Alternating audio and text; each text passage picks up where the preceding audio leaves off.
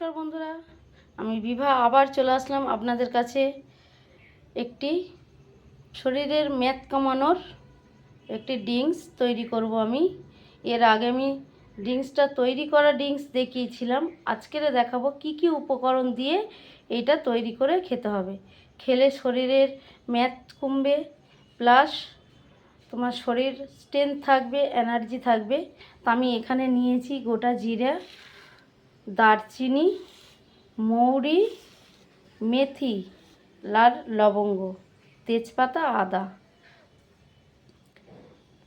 এইসব উপকরণগুলো দিয়ে আমি একে একে দিয়ে দিচ্ছি।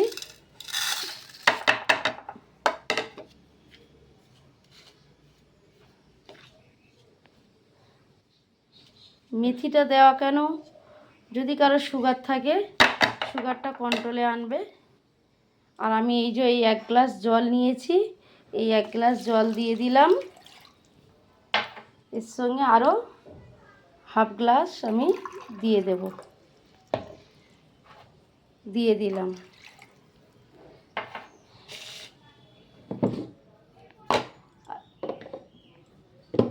এর মধ্যে দেব একটা গোটা পাতিলেবু। আপনারা দেখতে থাকুন আমি কেমনভাবে এটা তৈরি করি।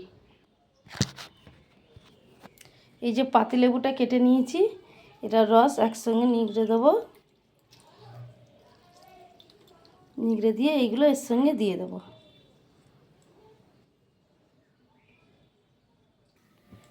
দিয়ে আমি এই যে গ্যাসেতে বসিয়ে দিয়েছি। এবার এইটা 5 মিনিট আমি ফুটিয়ে নেব।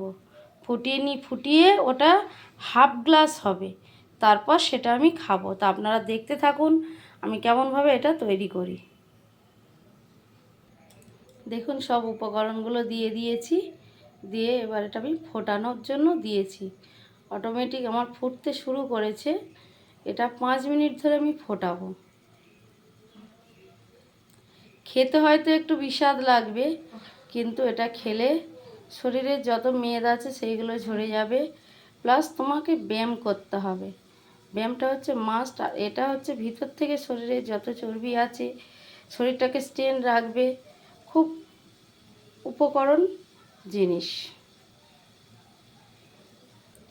আর এই সব যা যা জিনিসগুলো আমি দিয়েছি সচরাচর সবার বাড়িতেই থাকে, এমন কিছু কঠিন না। জাস্ট একটু দিয়ে ফুটিয়ে নিলেই হবে 5 মিনিট। আর এইটা খেতেও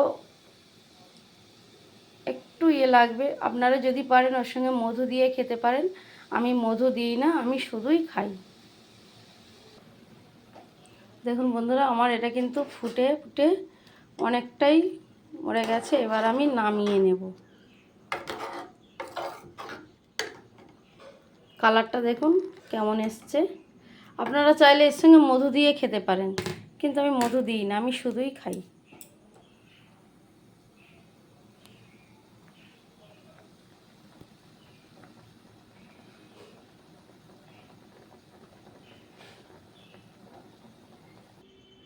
দেখুন বন্ধুরা, আমার এটা কিন্তু তৈরি হয়ে গেছে।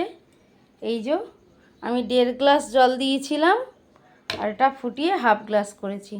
তা আপনারাও এরকমভাবে খান, দেখবেন আশা করি একদম অনেকটাই ওয়েট লস হবে এবং শরীরে স্ট্রেংথ আসবে।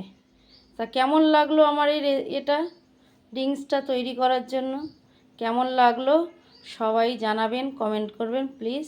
সবাইকে অনেক অনেক শুভেচ্ছা। সাবস্ক্রাইব করবেন। আরও নতুন নতুন রেসিপি দেখার জন্য কমেন্টে জানাবেন। ধন্যবাদ সবাইকে।